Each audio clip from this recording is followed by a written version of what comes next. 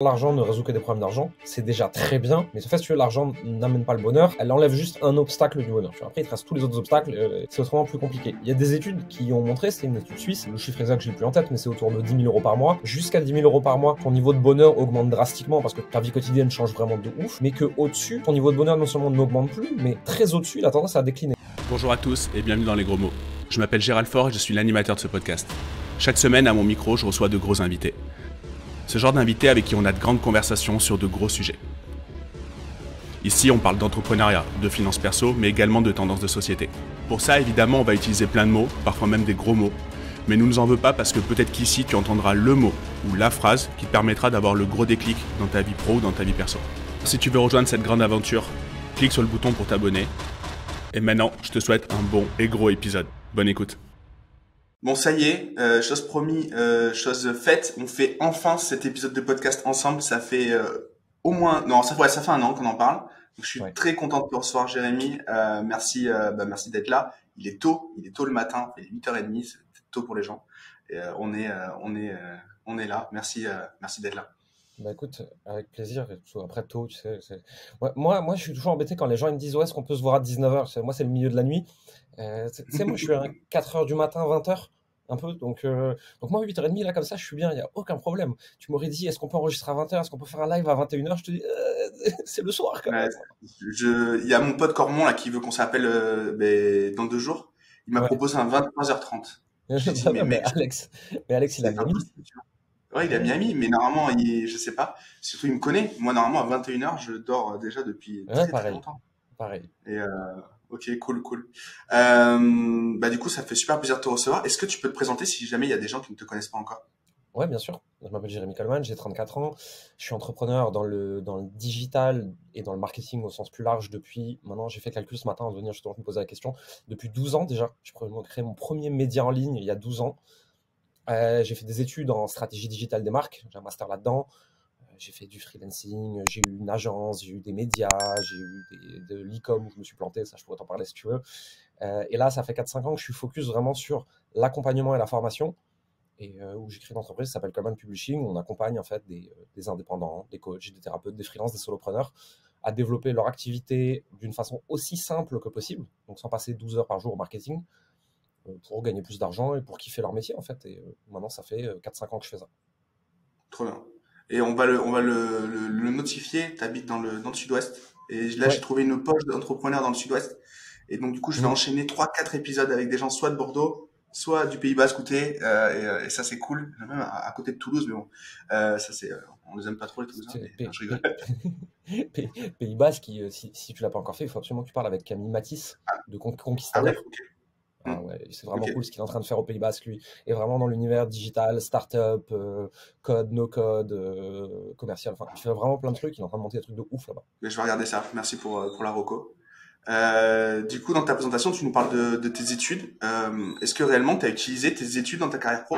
Je pense que sur les 5 ans de post-bac que j'ai fait en communication et marketing, j'ai eu 2-3 profs assez brillants qui m'ont enseigné vraiment des choses qui m'ont servi. Un prof qui était directeur artistique en agence, qui m'a vraiment enseigné la créativité, l'art de la belle phrase au bon moment, la bonne accroche et tout, vraiment de ces pubs à l'ancienne. J'ai eu des profs en web marketing qui étaient vraiment trop cool et qui m'ont appris des choses vraiment sympas. Après, tout ce qui était tronc commun basique de communication, pour faire un plan de com, c'est comme tu le ferais dans un grand groupe ou des trucs comme ça, non, je me suis jamais resservi de ça. Je pense que ça m'a peut-être donné des réflexes de pensée, de réflexion, mais ça s'arrête là. Ouais, tu craches pas dessus, mais tu cherches encore l'utilité de certains trucs, quoi. Je suis un peu dans la même phase, moi. Je pense que le post-bac te fait rencontrer des gens, le post-bac t'apprend à réfléchir d'une certaine façon. Maintenant, vraiment en outils techniques que tu mets en place, en compétences que tu utilises, non, j'ai aucune compétence apprise à l'école que j'utilise aujourd'hui dans mon quotidien, zéro. Ouais. Et quand on converse tous les deux, il y a des moments de flow que j'adore, c'est quand on devient très critique sur l'écosystème qui est autour de nous. Là, on s'est lâché un peu semaine dernière. Quand je dis très critique, c'est pas dans la critique négative, hein, c'est dans le constat plutôt. Ouais. Ça. Et j'aime bien ça. Et tu me disais justement que, on en parlait. Et d'ailleurs, tu as fait un post LinkedIn là-dessus. On a fait 2 posts qui sont un petit peu croisés. On se rend compte en ce moment que dans nos milieux de l'accompagnement et les milieux des startups, etc., il y a moins de friction. C'est un peu plus simple. Les gens se rencontrent, les gens communiquent. Les gens échangent les codes aussi de communication. Toi qui as étudié un petit peu tout ça et qui connais tout ça, qu'est-ce que tu peux nous en dire? Quelle est ton analyse sur cette situation? Je pense que ça vient de deux choses. Avant, il y avait vraiment le monde des startups et du corporate d'un côté et les infopreneurs, coach, accompagnement de l'autre. Et ces mondes-là, ils n'arrivaient pas à se rencontrer. Pourquoi? Parce que les startups et le monde corpo, on était dans un monde où il y avait un afflux d'argent. Il y avait tellement d'argent que c'est les investisseurs qui devaient pitcher pour avoir le droit de mettre de l'argent dans les boîtes. On ne savait plus quoi en foutre de cet argent. Et donc, si tu veux, il y avait vraiment tous les codes corporate, la rentabilité des boîtes, ils s'en foutaient. De toute façon, on visait une rentabilité à 10 ans avec un exit. Si on perd de l'argent pendant 10 ans, on s'en fout, etc. Et de l'autre côté, tu avais les infos pro-coach qui n'étaient pas du tout professionnalisés. Et c'était vraiment, tu sais, le mec en tongs et en slip à Chiang Mai qui faisait ses 10K par mois de cash. Et avec la baisse de l'afflux d'argent, parce que la situation économique mondiale a changé, les entreprises type startup, corporate ont commencé à devoir beaucoup plus jouer sur la rentabilité, sur l'EBITDA, sur le cash flow. Il y a des boîtes qui se sont bootstrappées, des choses comme ça. Et de l'autre côté, en fait, le monde des infopros et des coachs, c'est ultra professionnalisé. Il y a maintenant vraiment des directeurs de succès clients, il y a des gens qui font de la croissance horizontale en rachetant des boîtes, les gens ils rachètent des médias, les podcasts, YouTube, c'est professionnalisé. Donc en fait, si tu veux, le mur entre ces deux types de boîtes, il s'est effrité de plus en plus, on les voit se croiser, et on voit des boîtes corpo, des agences qui montent des formations, on voit des infopros qui commencent à faire du rachat de boîtes et du rachat média. Je pense que c'est la frontière qui s'est effritée, elle va s'effriter de plus en plus, parce que notre monde à nous se professionnalise, et devient un peu plus sérieux que ça a pu l'être sur les 10 dernières années, et leur monde à eux commence à se dire, ok, c'est bien de vouloir monter une licorne, mais il faut qu'on fasse du cash flow vite, parce que les investisseurs, sinon ils ne suivront pas, ils ne vont pas suivre, tu vois. Et c'est là que ça se rejoint de plus en plus, et je trouve ça hyper intéressant, ça va apporter beaucoup, beaucoup de possibilités, et ça va être trop cool. Et quand les frontières deviennent poreuses comme ça, dans plein d'industries ou dans plein de faits historiques, on se rend compte qu'en fait, c'est parce que le sous-jacent va pas très bien et donc du coup, on est un peu obligé de se déplacer pour aller bouffer un peu ailleurs. Qu'est-ce que tu penses de ce constat? Ça n'engage que moi, hein. C'est pas, voilà, c'est mon avis, mais j'aimerais bien avoir que tu challenges ça. Ah non, mais le marché est hyper tendu. Là, au moment où on enregistre, on est début 2023, le marché, tous les marchés sont tendus en fait. On le sent surtout si tu vends au grand public, si tu vends à des gens un peu débutants, des choses comme ça, tu vois. Si tu vends pas à des boîtes très très établies, on sent que, alors déjà l'accès au financement, c'est dead, il n'y en a plus, ou quasiment plus. On sent que les gens, ils sont dans une phase d'incertitude, une phase de doute. Et moi, j'ai toujours tendance à dire, quand le monde va très très mal, mais que tu sais ce qui est en train de se passer, tu investis pour pas prendre le contre-coup dans la gueule. Quand le monde va très très bien, tu es optimiste et tu investis sur l'avenir. Quand tu sais pas, et là on est dans cette phase d'incertitude où on ne sait pas à quel râtelier on va être bouffé, les gens, en fait, qu'est-ce qu'ils font? Ils gardent leur argent sur leur compte et ils disent je bouge plus, j'attends de voir ce qui va se passer. Et donc, en fait, ils achètent plus. Et là, c'est vraiment ce que j'ai l'impression qu'on est en train de vivre. Et on le voit sur les chiffres d'affaires. Et moi, tous les gens avec qui je discute, ils ont des pertes entre moins 20% et moins 50% actuellement. Et on va passer par cette phase de turbulence.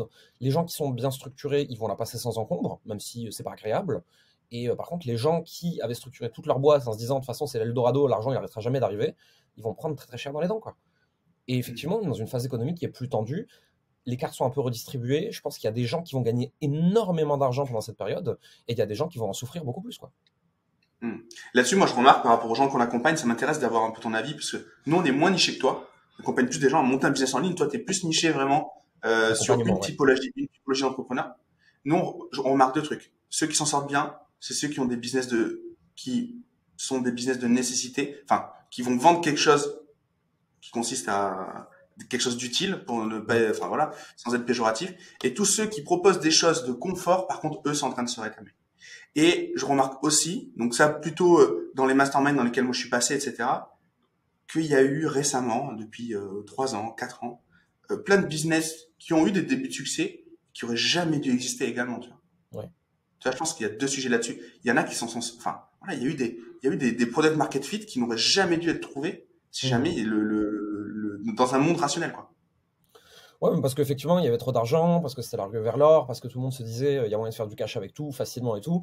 Donc, tu vendais un peu n'importe quoi à n'importe qui. Et aujourd'hui, les gens, il y a la sophistication de marché qui a évolué. Donc, en fait, si tu veux, tu as le public, le marché, qui a été multi-exposé au truc discours marketing de plus en plus pété. Et à un moment, il y a ce qu'on appelle la crise de confiance. Et donc, en fait, plus personne n'a confiance en rien. Il faut montrer patte blanche, il faut donner de la valeur. Les cycles d'achat, ils se rallongent. Et quand il y a encore 1-2 ans, tu pouvais avoir un ROI, tu vois, sur ton acquisition à 7 jours, tu peux toujours le faire aujourd'hui, mais c'est plus dur qu'avant. C'est plus compliqué. Les cycles d'achat, c'est plus la personne, tu l'as au téléphone, elle t'a découvert 3 jours avant, elle signe. C'est plus, elle t'a découvert, elle te regarde 1, 2, 3, 6 mois, elle prend un appel, elle en reprend un autre une semaine après. Et tu sens que les gens ils sont plus frileux. Et il faut être capable de montrer plus de confiance, plus de témoignages, faire plus de réassurance. Il faut que ton produit soit meilleur, il faut que tes clients soient mieux accompagnés. Moi, c'est un truc sur lequel je gueule et que je répète à travers depuis 1 an, il n'y a personne qui m'écoutait. Et maintenant, il y a tout le monde qui panique, qui me dit « Merde, Jérémy, qu'est-ce qui se passe ?» Je vous l'avais dit que ça allait se passer comme ça, c'était sûr. Tout marché, et le marché de l'accompagnement et du business en ligne, c'était une ruée vers l'or ces dernières années. Tout marché qui arrive au bout de sa ruée vers l'or subit une crise de confiance et un down. Et tu as certains gros acteurs qui vont rester, tu as certains petits acteurs, des outsiders qui vont émerger, et tu as plein de gens qui vont crever au milieu. Je me permets juste d'interrompre l'épisode pendant quelques secondes. Comme vous le savez, ce podcast, c'est une équipe derrière pour le produire, c'est du temps et c'est des moyens. En contrepartie de ça, si vous voulez nous remercier, nous féliciter ou nous encourager, vous avez simplement à mettre un like sur YouTube ou 5 étoiles sur Apple Podcast. Comme vous le savez, ça amène plus de visibilité, plus de notoriété et encore plus d'invités pour les prochains épisodes. Je vous laisse reprendre l'épisode et je vous remercie d'avance pour votre like ou vos 5 étoiles sur Apple Podcast. Bonne écoute. Justement, toi, tu le disais depuis un moment, ça, qu'il fallait travailler la confiance, etc.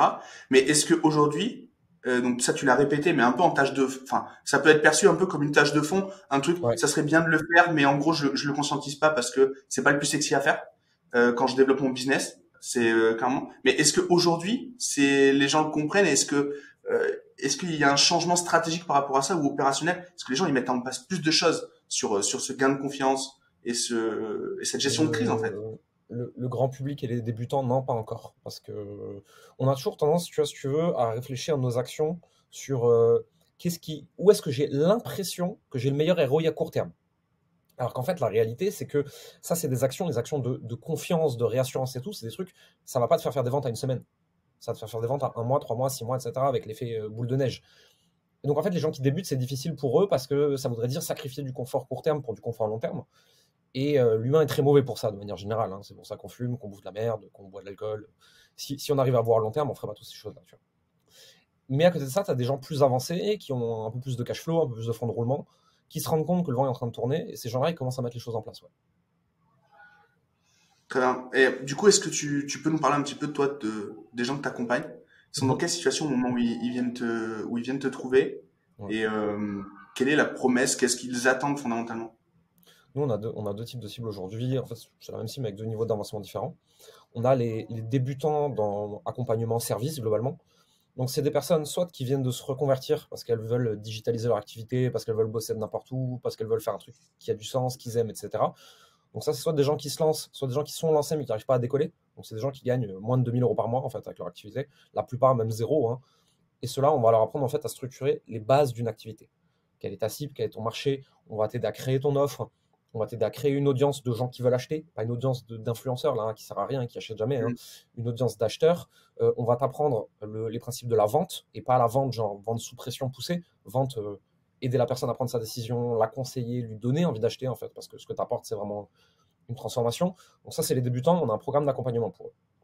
Et de l'autre côté, on a des personnes qui ont réussi à gagner de l'argent correctement en mode artisanal, tu vois, vraiment genre solo, en faisant exactement ce qu'on enseigne à ceux d'avant, qui gagnent 2, 5, 10 000 € par mois, mais qui là maintenant veulent passer vraiment de l'artisan à l'entrepreneur.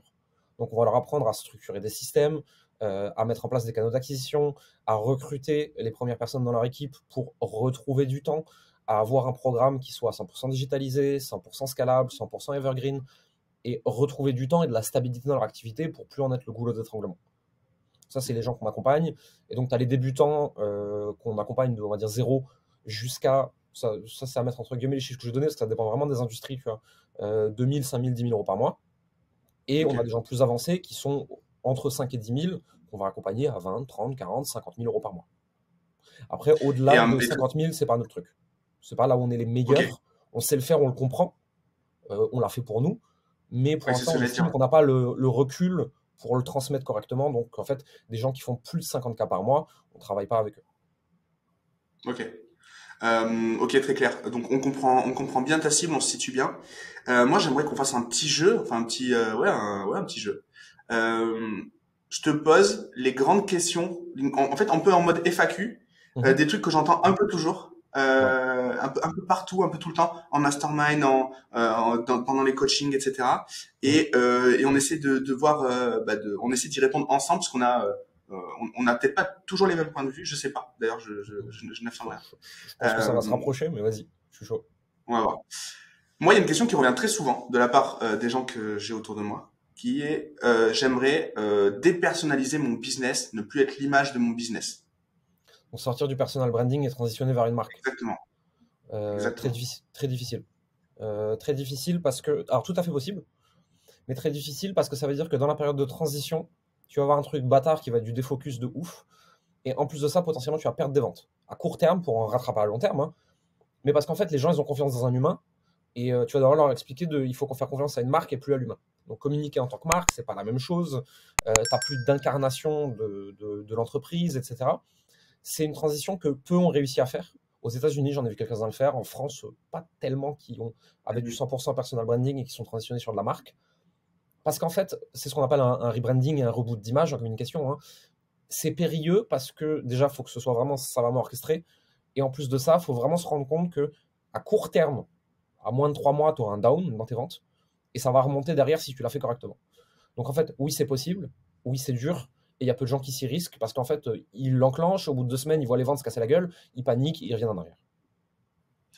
Très clair. Et une question, si admettons, je démarre 2 produits en même temps, deux fois la même offre, une en personal branding, une sur un corporate branding ou un branding, en tout cas qui n'est pas identifié à qui je suis, quelles sont les probabilités de succès des deux d'après toi? Comme ça, en faisant des conversations de bistrot. Ouais, bien sûr. J'ai la croyance, c'est peut-être qu'une croyance personnelle. Hein.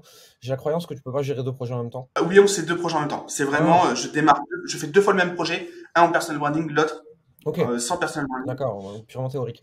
Je pense qu'à court terme, le personal branding fait beaucoup plus de cash et qu'à long terme, la marque fait beaucoup plus de cash et qu'il y a un moment sur la courbe de temps où ils vont se croiser en fait. Ok. Tout simplement parce qu'en fait, une marque, une entreprise non personnifiée est beaucoup plus scalable. Tu peux l'amener beaucoup plus loin, tu peux l'amener beaucoup plus corporate, etc. Je te donne un exemple. Moi qui fais essentiellement du personal branding, je vais avoir beaucoup de mal à taper la cible très très corpo, tout simplement parce qu'ils me voient comme un gourou d'internet qui vend du make money. Donc ils n'ont pas envie de signer avec moi. Si j'étais une entreprise de formation, ils n'auraient aucun problème parce qu'ils ont l'habitude de payer ce genre de boîte. Tu vois. Si on regarde sur notre marché, par exemple, Germinal le faisait très bien. Germinal, même si c'était très personnifié par leur ancien CEO, Germinal, c'est une boîte de formation qui adressait du corpo. Par contre, les ultra débutants grand public, ils n'ont pas envie d'aller chez Germinal, ils comprennent rien, tu vois, ça leur fait peur. Ils ont l'impression que c'est trop pour eux. Ils ont besoin d'un humain qui leur parle. Donc je pense que ça dépend de la cible que tu adresses et tu ne toucheras pas les mêmes gens en fait. Et donc la question c'est jusqu'où tu vas amener cette boîte pour faire, je sais pas, 1 million par an, les deux se valent. En francophonie, en personal branding, des gens qui font à peu près 10 millions par an, je crois qu'il y en a 2 en personal branding. Alors qu'en marque de formation et d'accompagnement, il y en a plusieurs. On pense à Live Mentor, on pense à Germinal. Alors, je sais pas s'ils font autant de chiffres, mais en tout cas, c'est bien de débrander. Ils sont venus sur le podcast et autant Alex que Claire. Et ok, très clair. Autre grande question. Je veux déléguer et sortir de l'opérationnel dans ma boîte. Est-ce que ça va continuer à fonctionner aussi bien? Si tu as mis en place les bons systèmes, ouais, ça peut. Par contre, tu peux sortir de l'opérationnel, mais moi, je pense, jusqu'à un certain niveau de croissance où tu as du middle management, tu es obligé d'être celui qui coach tes équipes régulièrement. Si vraiment tu veux foutre le camp de ta boîte et que tu n'as pas mis en place le middle management qu'il faut, la culture qu'il faut et l'impulsion qu'il faut, ça va forcément se péter la gueule à un moment ou à un autre parce que qu'en fait, tu n'as plus le CEO qui amène la vision, la culture, l'ambition, comment on se comporte, qu'est-ce qu'on fait, qu'est-ce qu'on veut, la culture en gros, si tu veux. Si tu as du middle management, ça peut passer. Sinon, non. Par contre, tu peux sortir de l'opérationnel et être juste celui qui coach tes équipes à ce que l'opérationnel soit bien fait. Ça, je pense que tu peux le faire. Dernière grande question qui revient souvent. Est-ce que je peux avoir plusieurs projets en même temps et est-ce qu'ils vont se développer à la même vitesse? Tout à l'heure, tu avais commencé à faire un début de réponse, mais je te laisse. Je pense que c'est du défocus. Je pense que tu peux pas être le CEO de plusieurs boîtes. Et tous les gens que je connais qui ont plusieurs projets qui se développent, ils sont CEO d'un projet et ils ont des CEO pour les autres projets dans lesquels ils sont actionnaires et dans lesquels ils interviennent, mais c'est pas eux qui drivent la croissance de la boîte, sa culture, son ambition, sa vision et tout. Et faire ça, c'est s'assurer en fait que tes 10 projets avancent moins vite, quoi. Voire se pètent la gueule alors qu'ils auraient pu exploser. Ça, c'est ma Très croyance clair. Ben, personnelle. merci pour ces trois grandes questions. Moi, je sais pas si elles te reviennent souvent, mais en tout cas, moi, c'est vraiment les marronniers, tu vois. C'est au moins une fois par semaine, quoi. Donc c'est très clair. Et donc, du coup, je confirme, je partage ton point de vue là-dessus. Du coup, si tu peux revenir sur ton parcours au moment où tu démarres. Pourquoi tu démarres sur Internet et tu ne fais pas autre chose? Qu'est-ce que ça t'apporte Internet au moment où tu te lances? J'aime vraiment bien qu'on me foute la paix. J'aime bien être tranquille derrière mon ordi et qu'on me casse pas les noisettes. Et Internet permet ça. C'est-à-dire qu'Internet, je peux toucher toute la planète, j'ai toutes les possibilités, je peux le faire d'où je veux, ça c'est hyper important pour moi. Je peux travailler d'où je veux, quand je veux, en gérant mon temps et tout. Et très vite, en fait, si tu veux, moi j'étais en études de communication et c'était le tout début des blogs. Et je me souviens, on présente des projets, on doit faire des strates de com fictifs pour des marques et tout. Et moi, je dis, sur ce truc-là, en fait, vous, vos tableaux d'affichage géants, là, vos billboards, vos machins, vos trucs, votre campagne télé, j'en ai rien à taper. On vend du produit grand public à des nanas de 18 ans, par exemple. Je vais faire une campagne d'influence. Et là, mes profs me regardent, me font d'influence. Oui, avec des influenceurs et des blogueurs. Des blogueurs. Et je me dis, wow, ok, c'est très en retard, on a un problème. Et c'est vrai, pendant toute la première partie de ma carrière, je faisais du freelancing, où j'avais une agence. Je bataillais quand même pas mal avec les marques pour leur expliquer l'importance de la campagne d'influence ou de micro-influence. C'était pas encore aussi populaire qu'aujourd'hui. Et donc, si tu veux, moi j'ai toujours vu Internet comme la possibilité, depuis chez toi, avec juste une connexion Internet, même de merde, de toucher le monde entier et de faire des trucs vraiment cool. Et donc, vraiment vite, je me suis dit, c'est ça que je veux faire. Je veux pas être enfermé dans une localisation physique, ça me gonfle. Aller tous les jours dans un bureau, aller tous les jours dans mon magasin, dans mon entreprise, ça va me faire chier. Je veux un truc où je gère ma vie comme je veux. C'est très important pour moi de gérer mon planning comme j'ai envie. Et donc, en fait, Internet, c'est imposé. C'était logique, tu vois. Si tu veux. Je lisais des blogs, j'en ai fait un. Hmm. Justement, par rapport au contenu, tu me disais la semaine dernière que c'est une brique qui te prend beaucoup de temps, mais qui te donne Ouais. aussi beaucoup de plaisir. Mm. Comment tu t'organises et quel est le poids de ce contenu-là dans ta stratégie globale? Comment tu vois le truc? Parce que tu m'expliquais que tu faisais et du YouTube et du podcast, les posts LinkedIn, plein de choses. Du coup, Ouais. voilà, quel est l'impact? Voilà, à quoi ça te sert tout ça? Alors, ça me prend à peu près un tiers de ma semaine, le contenu. Mais parce que je veux en faire autant, tu vois. Je pourrais juste faire des emails, et dans ce cas, ça me prendrait 5 minutes par jour, parce que j'ai l'habitude d'en faire. Donc, ça me prend un tiers de mon temps, à peu près. Si tu veux, aujourd'hui, on est arrivé sur une trend où c'est de plus en plus compliqué d'avoir un tracking précis. Aujourd'hui, il y a cette tendance qu'on appelle les dark socials. C'est en gros de dire, on a des clients qui arrivent de toutes parts par les réseaux. On arrive vaguement de temps en temps à checker quelle est leur first touch, où est-ce qu'ils nous ont découvert la première fois. Souvent, c'est par de la pub ou une grosse interview ou un truc comme ça. Mais leur parcours, il est plus compliqué à traquer. Et moi, j'ai plein de gens qui m'ont découvert par la publicité, ne s'en souviennent même pas, et me disent, j'ai acheté parce que j'ai vu cette vidéo YouTube. Je fais, mais avant de voir cette vidéo, tu m'as connu où? Ah, bah, je crois que c'était sur YouTube. Je regarde mon tableau de tracking. Non, tu as cliqué sur une pub. Et en fait, si tu veux, c'est tout ce mélange, en fait. Et donc, si tu veux, aujourd'hui, le contenu, c'est même plus un sujet de quel est le retour sur investissement, c'est quel est le retour sur non-investissement. Si je le fais pas et que tous mes concurrents le font, ils ont une place de communication et de contact avec mon prospect que moi, je n'ai pas. Et donc, en fait, c'est pas est-ce que c'est particulièrement rentable de le faire, même si je pense qu'à long terme, ça l'est, c'est je ne peux pas me permettre de ne pas le faire. Et oui, c'est d'un point de vue purement financier, héroïste, court terme, 3-6 mois, je suis plus rentable en faisant autre chose, c'est sûr et certain, et j'en ai pas besoin. Mais si je réfléchis à long terme, si on imagine la crise de confiance au sens large, si on regarde l'évolution du coût des publicités, de la complexité à traquer, de la concurrence, etc., chez qui tu vas signer le plus facilement?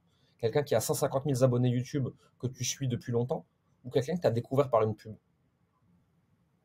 Et donc, en fait, si tu veux, et j'avais cette réalisation il n'y a pas longtemps en parlant avec un entrepreneur français qui a des centaines de milliers d'abonnés sur les réseaux sociaux, que tout le monde connaît plus que moi, que tout le monde valide plus que moi, que tout le monde trouve meilleur que moi, etc. Tu vois. Et moi-même, je croyais ça. Et je parle avec cette personne et je vois que je fais 3 fois son CA. Et là, sur le coup, vraiment, ça me fait tilt, tu vois. Je me dis, ok, la perception. Et la perception, c'est la marque, c'est l'audience, c'est le contenu organique. Et tu peux dépenser 1 milliard en publicité. Les gens, à un moment ou à un autre, ils vont quand même aller regarder où est-ce que tu es sur YouTube, quel est ton compte Instagram, qu'est-ce que tu racontes sur les réseaux sociaux. Et donc, ma croyance personnelle, et encore une fois, forcément, c'est un biais de confirmation. Je l'ai toujours fait, j'aime ça, donc je pense peut-être que je me suis raconté une histoire où c'est indispensable, tu vois, j'ai peut-être tort.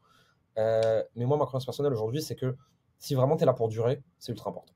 Et le ton que tu utilises, il n'est pas de mettre autant sur tes pubs que la façon dont tu écris.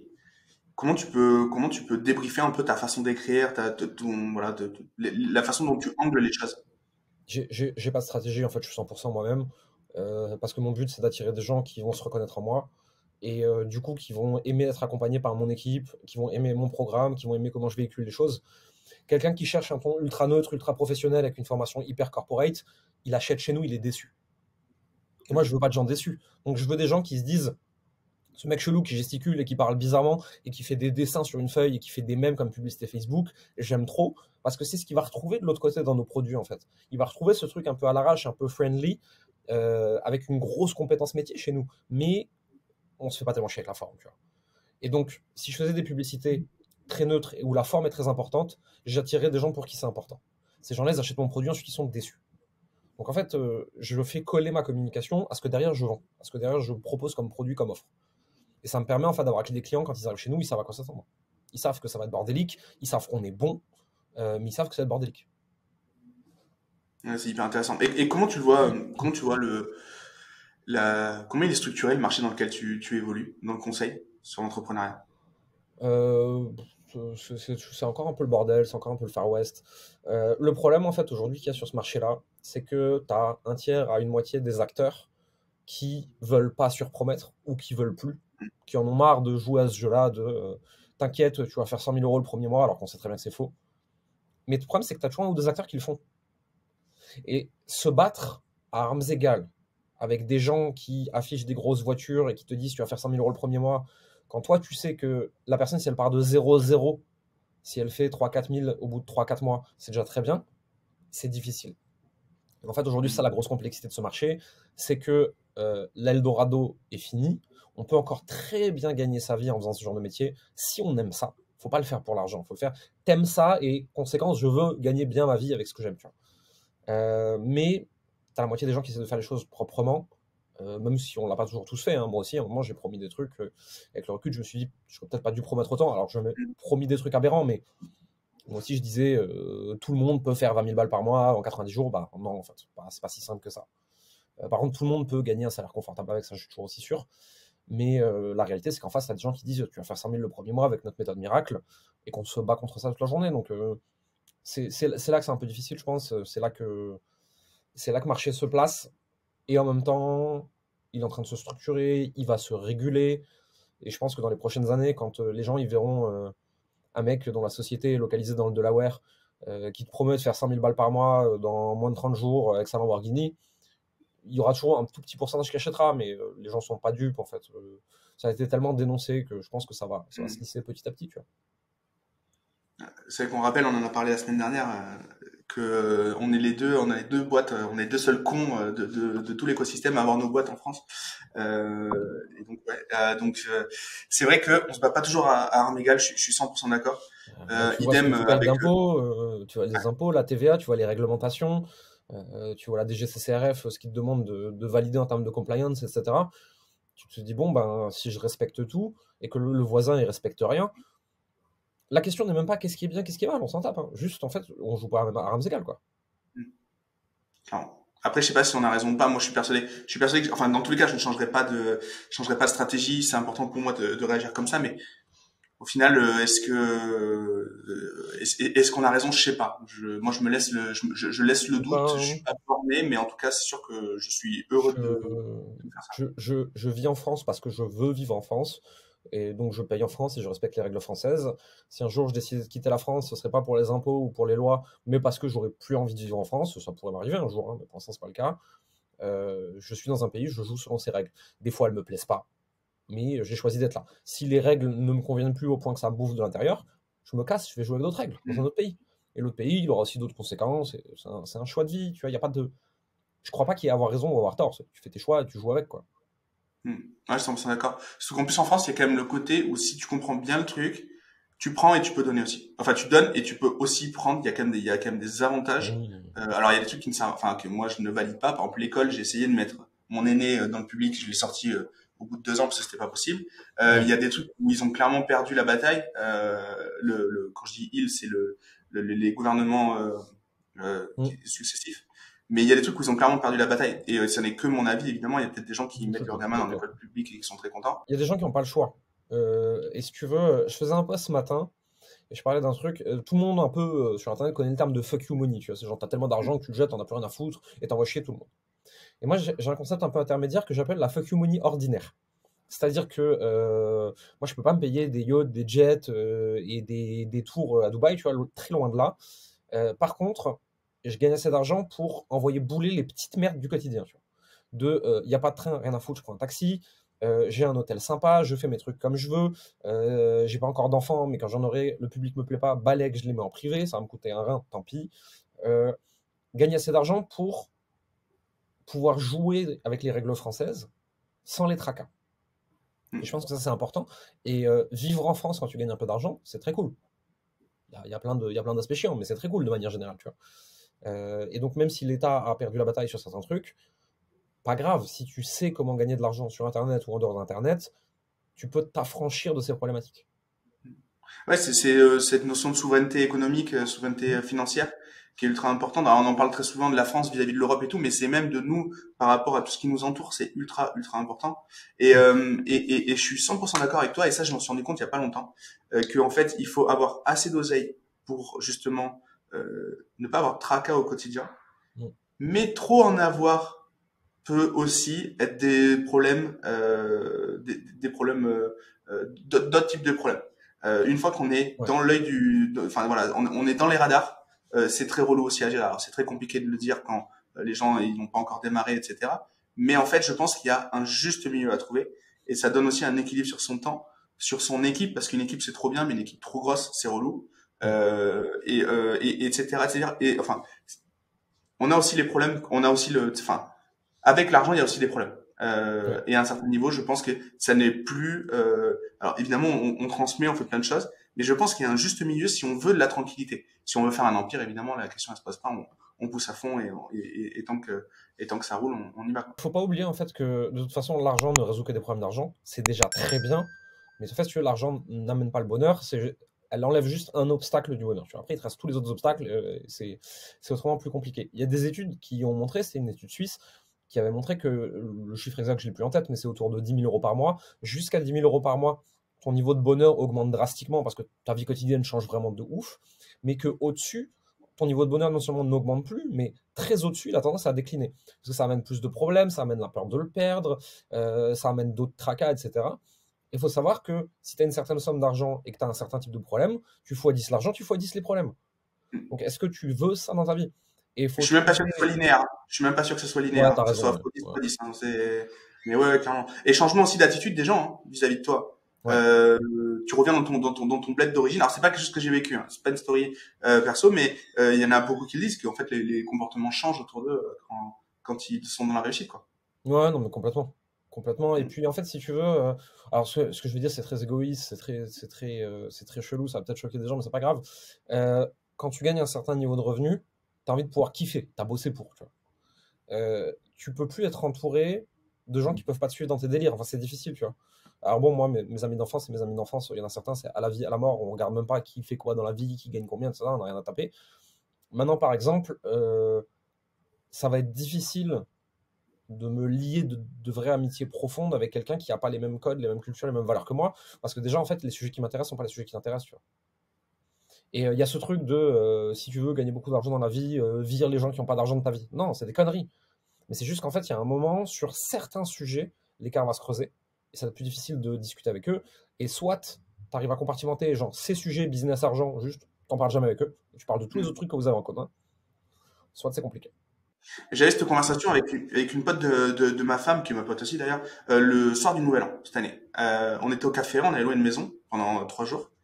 Et elle me dit, non, en fait, il faut, justement, on avait cette conversation-là, et le pro ne doit pas empiéter sur le perso.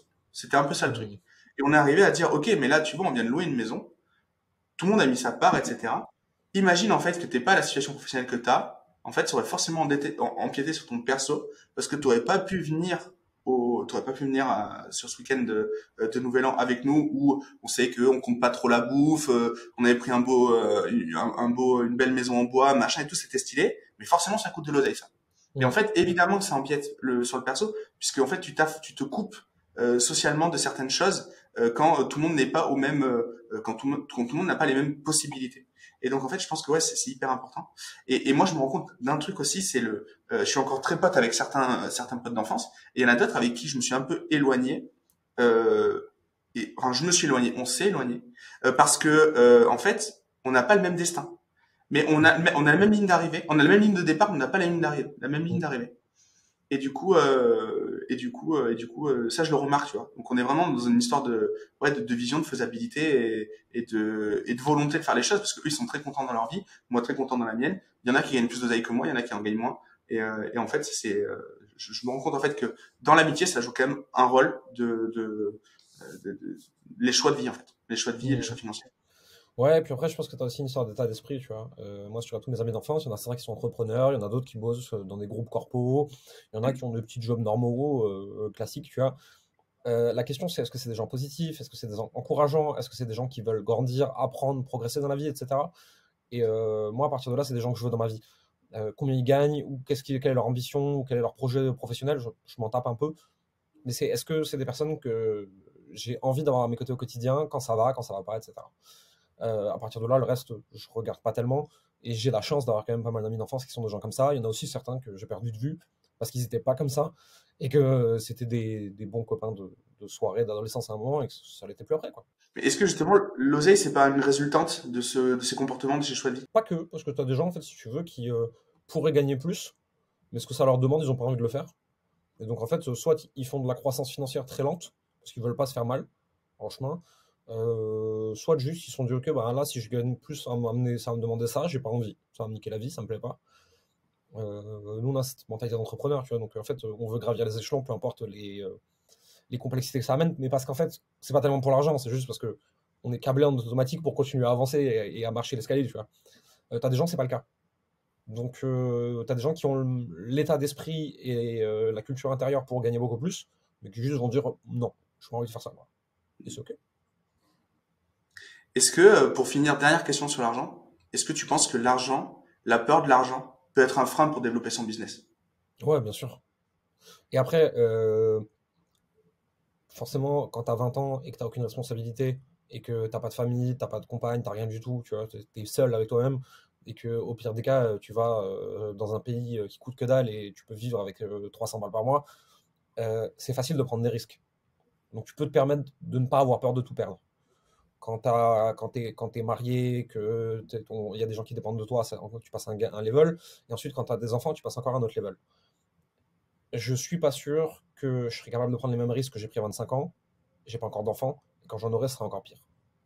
Tout simplement parce que j'ai une responsabilité vis-à-vis des gens que j'aime, euh, et que je peux pas jouer le risque tout, tu vois, en me disant, au pire des cas, c'est pas grave, mon fils il dormira dans une cabane, ou ma fille elle dormira dans une cabane, tu vois, c'est mort. Je peux pas prendre ce genre de responsabilité. Donc en fait, si tu veux, c'est pas que peur de perdre de l'argent, c'est tu peux plus prendre le même niveau de risque parce que avec les années viennent certaines responsabilités. Si c'est les choix de vie que tu as fait, tu as des gens qui veulent rester seuls sans responsabilité toute leur vie et grand bien leur en face, moi je m'en tape. Moi, c'est pas les choix que je suis en train de faire. Et donc forcément, je peux prendre moins de risques. Et donc des fois, ça me génère plus de stress parce que j'ai pas peur moi de perdre de l'argent. J'ai peur que les gens que j'aime le plus manquent. Ça vient d'un vécu, ça, ou du perso, ou un truc que tu as vu, ou c'est clairement Hum, ancré comme ça? Non, c'est ancré. Je pense que mon père, je crois que t'es comme ça. Si tu veux, mon père, il vient d'une famille un peu aisée, mais quand lui il a démarré dans la vie, ils avaient rien avec ma mère. Vraiment, ils avaient que dalle, quoi. Mon père, il a tapé un dépôt de bilan, un deuxième dépôt de bilan, et ensuite il a vraiment pris le chemin très très long.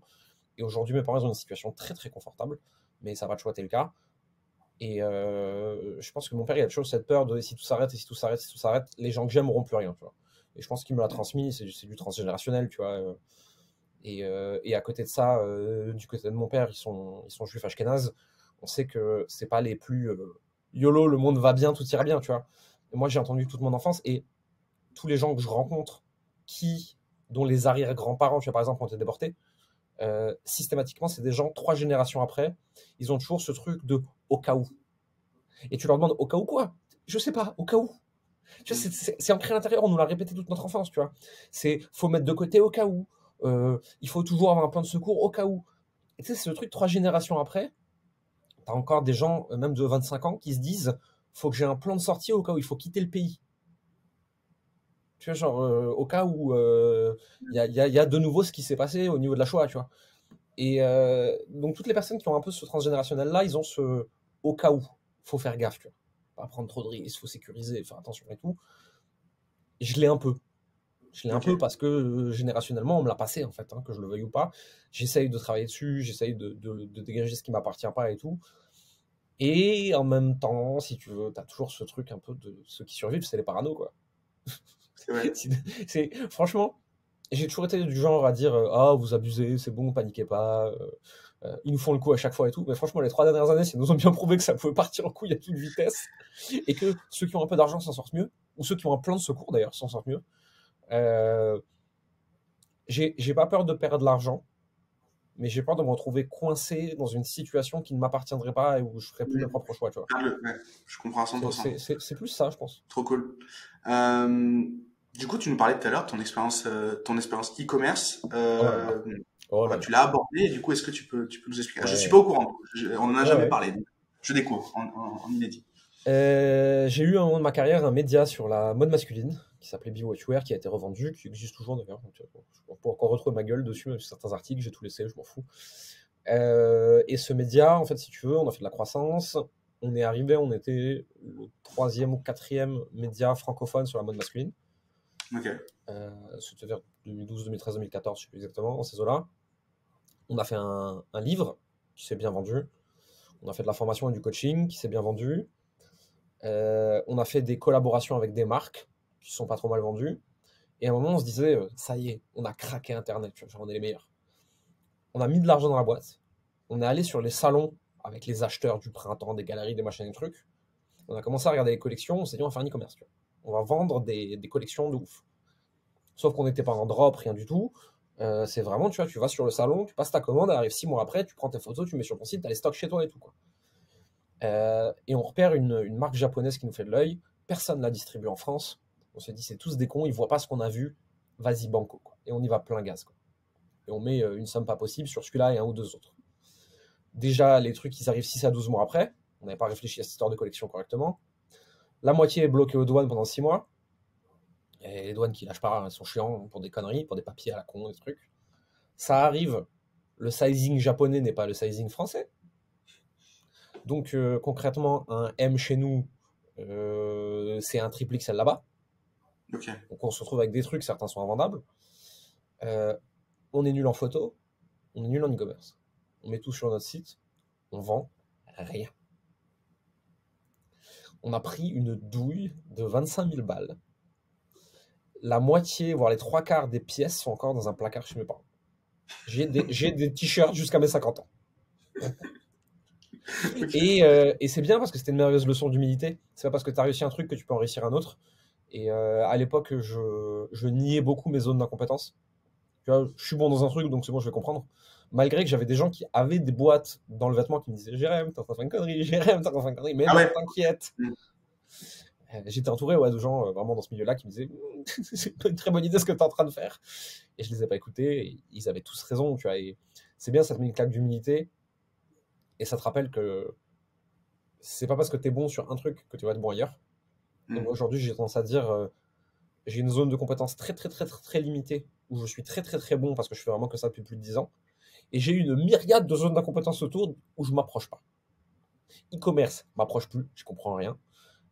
Tu veux vendre des petits produits d'information, des trucs comme ça, je m'approche pas, j'y comprends rien. Les business physiques, je m'approche pas, j'y comprends rien. Moi, je sais vendre du service, de la formation et de l'accompagnement en ligne à des prix élevés. Ça, je le fais très bien, ça fait très longtemps que je le fais. Je sais faire que ça correctement. Je reste là-dedans, je bouge pas. Et si tu devais réécrire l'histoire de ce truc de e-commerce, maintenant avec les compétences et tous les acquis que tu as, tu ferais différemment, j'imagine. Et tu ferais quoi différemment? Je suivrai un conseil qui m'avait été donné à cette époque-là par Geoffrey Bruyère, qui est le cofondateur de Bonne Gueule. Donc Bonne Gueule qui commençait comme un petit blog sur la mode masculine et qui aujourd'hui c'est une boîte nationale voire internationale dans le vêtement. Benoît a été invité sur le podcast. J'attends sa réponse. Si jamais vous le connaissez, allez lui dire de sur le podcast. Je lui enverrai un message après. Ah bah trop bien, super. Et donc si tu veux, Geoffrey à l'époque me dit Jérém, tes pièces elles sont trop spécifiques. Il te faut sur un store des basiques, des marques locomotives que tout le monde connaît, et autour, tu agrémentes de trucs un peu chelous.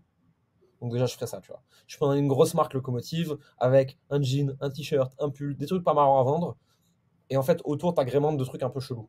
Mais tu commandes pas 80% qui sont du vestiaire atypique, japonais, déstructuré, alors qu'en fait, les Français, ils veulent pas acheter ça, quoi. C'est, à un moment, si c'était pas distribué en France, c'était pas pour rien, tu vois. C'est parce qu'il y a des gens plus intelligents que moi qui ont capté que ce serait pas vendable. Et donc, je réfléchirais à ça différemment. Mais, quelque part, je pense que pour moi, ça aurait été un boring business, tu vois, un truc qui m'aurait saoulé. Donc, j'aurais pas aimé le faire. Et aujourd'hui, j'ai envie de faire des trucs qui m'amusent. Et par exemple, faire ce qu'il faut pour développer un store généraliste en e-commerce en France sur le vêtement avec du stock, etc., c'est un business que j'aurais pas envie de faire. Ça me plairait pas.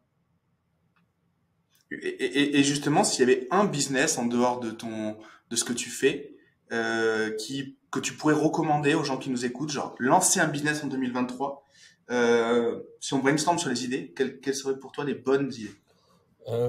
Si le but c'est de partir de zéro et de gagner de l'argent le plus vite possible, c'est du service. Prenez une compétence, vendez-la à des gens. Commencez par vendre votre temps pas cher. Avec les témoignages et votre track record, montez vos prix petit à petit. Et ensuite, vous bifurquez soit en agence, soit vous faites ce qu'on appelle productize. Donc en fait, votre service, vous le transformez en produit. C'est plus du done for you, c'est du done with you. Ou du do it yourself avec de la formation, peu importe. Donc pour moi, ce serait ça. Après, si on a une vision plus long terme, l'e-com, ça marche. Le service, ça marche. L'agence, ça marche. Quelqu'un qui sait vraiment bien développer et qui s'associe avec un marketeur. Le SaaS, il y en a très peu qui marchent, mais quand ça marche fort. Aujourd'hui, tout type de business peut marcher. Je crois vraiment qu'on peut réussir dans tout aujourd'hui. La question, c'est quel est ton horizon de temps? Et à combien d'argent tu veux gagner? Dans combien de temps? Et quel pourcentage de risque tu es prêt à prendre? Les exits à 50 millions sur des SaaS, c'est des anomalies statistiques. Il n'y en a quasiment aucune. Est-ce que tu veux jouer l'anomalie? Ou est-ce que tu veux t'assurer de faire tes 10-15 000 balles par mois avec ta boîte? C'est pas les mêmes métiers en fait. Et moi j'ai toujours dit, moi ce que je transmets, ce que j'enseigne et ce que je comprends bien, c'est les business qui ont 90% de chances de bien marcher, mais qui vont pas faire 1 milliard. Le truc qui a 0,001% de chance de faire 1 milliard, moi je sais pas le fabriquer et j'ai même pas envie d'y aller. Ça m'intéresse pas. Ouais, parce qu'en fait, moi je le dis souvent dans mes accompagnements, le SMIC de l'infoprenariat, du mec qui lance une formation, le mec moyen, donc le SMIC, vraiment le salaire, le revenu minimum, c'est 10K par mois. On se rend compte, en fait, on a, j'ai pas le pourcentage, mais la grande majorité des gens qui vont faire ces revenus-là, alors c'est du chiffre, c'est pas de la rêve, mais en effet, je te rejoins à 100%, que ce soit sur un modèle agence freelance ou un modèle infoprenarial, si jamais on a envie d'aller un petit peu plus loin, un peu plus loin dans la complexité, c'est moins évident du moins. Ouais, je te rejoins à 100%. Et les méthodes du coup, toi, pour arriver à faire ces 10K par mois, qu'est-ce que tu conseilles pour démarrer? Je pars sur un business de service, copywriting. Copywriting, allez. Alors, je choisis un social media où mon audience cible elle est, et je commence à produire du contenu. En parallèle, je fais de la prospection, mais pas du genre un message en mode coucou, je fais tel métier. Hein. Ça sert à rien. C'est plutôt, tu vas sur le site des boîtes, tu fais un loom, tu fais une analyse vidéo, tu apportes vachement de valeur et tu leur proposes un essai pas cher. Donc, social media, prospection, et je me trouverai un endroit pour faire du média long. Donc, soit je fais une chaîne YouTube d'interview ou de décortiquage de trucs, soit je fais un podcast, soit je fais un blog, mais je fais des longs articles, etc. Et vraiment, cette triple approche de social media, contenu court, média, contenu long, prospection. Tu fais ça pendant 30 à 60 jours, franchement, tu fais tes 5-10K par mois, c'est sûr. Je suis 100% d'accord. Et je pense que même pour accélérer à court terme, il y a un truc qu'on sous-estime et qu'on voit trop peu dans les infoproduits, c'est les plateformes c'est con comme la lune ce que je veux dire, mais c'est les plateformes de freelance. Hier, j'ai déposé j'avais un Figma à faire intégrer, HTML, CSS. Et en fait, je devais le faire moi parce que j'aime bien le faire de temps en temps. Et au final, pas le temps. Et du coup, je le mets sur Malte. J'envoie la proposition à 3 mecs, ils me répondent, j'en accepte un. Il y en a un qui m'envoie un message, un de ceux qui n'a pas été accepté, en mode je n'ai pas été retenu. Je démarre sur la plateforme. Est-ce que vous pouvez me dire, est-ce que mon prix était bon ou pas? Est-ce que mon devis était bien formulé? Est-ce que les questions que vous avez posées pour comprendre le projet étaient pertinentes? J'ai adoré la démarche. Du coup, hyper smart. Et du coup, et je vous le jure que c'est vrai, je lui ai donné un autre Figma à intégrer. et sans le mettre en compétition parce que j'ai adoré la démarche. Parce que le mec, en fait, il était juste 20% plus cher et il avait un délai de production qui était un petit peu plus long. Du coup, j'ai sélectionné un autre, mais c'est pas que je l'ai pas sélectionné à lui, c'est que j'ai sélectionné un autre. Du coup, j'ai adoré la démarche et le mec, il a pris 10 000 balles comme ça. Il a pris 1000 balles comme ça. Et en fait, ça, sur du court terme, et ensuite, ce que tu dis sur construire long terme son audience, et ça, c'est simple à faire, c'est pas compliqué. Il y a juste besoin d'avoir du bon sens, d'être, puis un peu avoir le couteau entre les dents. Mais j'ai pas l'impression non plus que le gars c'était Jordan Belfort. Il est juste venu me recloser dans les messages parce que voilà. C'est hyper intelligent. Moi j'ai recruté là, récemment des monteurs de shorts comme ça sur Malte. En fait, je savais pas où trouver les profils, j'en ai marre. J'en ai pris 5. Je leur ai filé des trucs à faire. J'ai regardé où est-ce que c'était le mieux. Alors j'en ai un que j'ai gardé parce qu'il a fait du super bon taf, parce qu'il était pas chiant, parce que ses prix ils étaient dans la moyenne, parce qu'il me posait plein de questions sur comment s'améliorer, parce qu'il me dit franchement je débute, je veux charbonner, je veux être bon, je veux ci, je veux ça. Je suis ok, vas-y on go, on teste. À côté de ça, j'en ai un autre qui était moins cher, qui était potentiellement même meilleur au début et tout, et qui m'annonce après coup, ah au fait faut me payer en bitcoin. Ça va pas la tête ou quoi? C'est quoi ces manières de faire? Tu vois, on signe un deal et tu produis et ensuite tu me dis, au fait, il faut me payer en bitcoin. Fous-moi la paix, on travaille pas comme ça, c'est une aberration, tu vois. Et je pense qu'en vrai, tu veux faire du freelancing, déjà, tu sais travailler avec les gens, tu as du savoir-être, tu as du savoir-vivre, tu sais collaborer. Déjà là, tu te places au-dessus de 80% du marché. Parce que des gens qui sont compétents et qui sont bons, aujourd'hui, j'en trouve plein. Mais des gens qui sont bons et avec qui j'arrive à bosser, qui comprennent qu'ils sont là pour me faire gagner du temps, me faciliter la vie et pas me gonfler toutes les 5 minutes, ça j'ai beaucoup plus de mal à trouver. Et moi, si tu veux, je préfère quelqu'un d'un peu moins compétent, que je vais former, que je vais aider, on va travailler ensemble, on va progresser ensemble, mais qui dans la relation de travail, ça se passe hyper bien. Et j'ai des fois renvoyé des gens qui avaient des compétences extraordinaires, mais j'arrivais pas à bosser avec eux. Ouais. Soft skill à fond, soft skill. Alors évidemment, il faut pas que ce soit une chef technique, mais si déjà il est bon dans les soft skills, c'est 100% d'accord avec toi. Il faut avoir envie de bosser avec les gens. Moi, j'ai aucun problème à bosser avec des gens qui démarrent. Parce que souvent, justement, il y a une humilité, il y a pas de, enfin, moi, j'aime beaucoup ça. Et d'ailleurs, moi, je suis un peu nostalgique de l'époque où moi, je démarrais. J'aimerais bien revivre ma virginité entrepreneuriale. Ok, très cool. Ben, merci. Moi, j'adore ce genre de conversation. On refait le monde comme ça tous les deux. On accompagne des gens tous les deux. On le fait pas de la même manière et on a plein de points communs quand même dans l'approche. Et j'avais une question. Quand quand on analyse beaucoup les choses, comme toi, tu as tendance à le faire, quand on est critique sur les choses, en gros, toi, on te pose un truc là, tu vas le démonter, tu vas chercher à comment ça fonctionne, si je comprends bien. Tu vas essayer de comprendre comment ça fonctionne, à qui ça peut marcher, etc. Est-ce que tu as un mentor? Est-ce que tu arrives à boire les paroles de quelqu'un sans forcément tout challenger et tout? Moi, personnellement, j'y arrive pas. C'est dans ce genre de conversation-là que j'apprends, mais j'ai toujours voulu avoir un mentor, un mec qui me donnait la vérité clé en main comme ça. J'ai pas un mentor, j'en ai des dizaines sur des sujets très différents. Alors déjà, je sais que je suis influençable. Tu vois, si vraiment tu m'exposes à quelqu'un tout le temps, j'absorbe en fait, malgré moi. Hein. Je finis par recopier ses éthiques de langage, ses éthiques vestimentaires, je m'en rends même plus compte.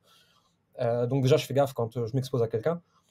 Mais si tu veux, j'ai toujours une double lecture quand je suis face à quelqu'un que je trouve inspirant sur un domaine. C'est qu'est-ce qu'il me dit, qu'est-ce qu'il a fait. Et j'ai même une troisième, c'est quel est son intérêt marketing à me le dire comme ça.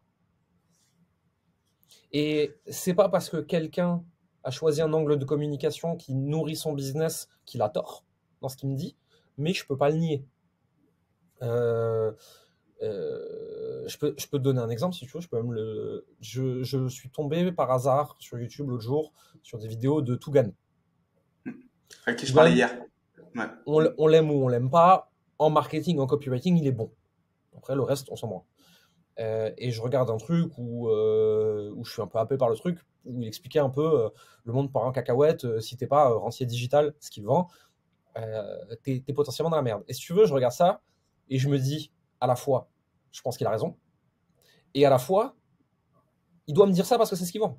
Et c'est en plus ce qu'il croit, j'ai l'impression. Et donc en fait, si tu veux, j'essaie d'avoir ce truc où je balance l'information qu'il me donne avec sa croyance et avec son marketing. Et après, j'essaie un peu de faire mon marché au milieu de tout ça, en me disant, bon, On va dire que il a raison à 75% et qu'à 25%, il le force un peu parce que son marketing, peut-être, tu vois. Ou peut-être même pas, en fait, j'en sais rien. Mais, Alors, en l'occurrence, lui, il croit vraiment à ces trucs. Hier, on a passé 1 heure et demie à faire un Google Meet comme ça, à discuter un peu comme on a fait la semaine dernière tous les deux. Ouais. En fait, il est persuadé de ça parce qu'il le vit et pour le coup, il l'incarne. Il y a d'autres infopreneurs avec qui je discute également qui eux incarnent beaucoup moins le truc qu'ils vendent. Ça c'est clair. Et la démarche, elle est voilà, ils ont trouvé un avatar, ils ont trouvé un pain point, ils ont bâti un produit dessus. Voilà, ça c'est, il y en a. Tougan, il est moins là-dedans.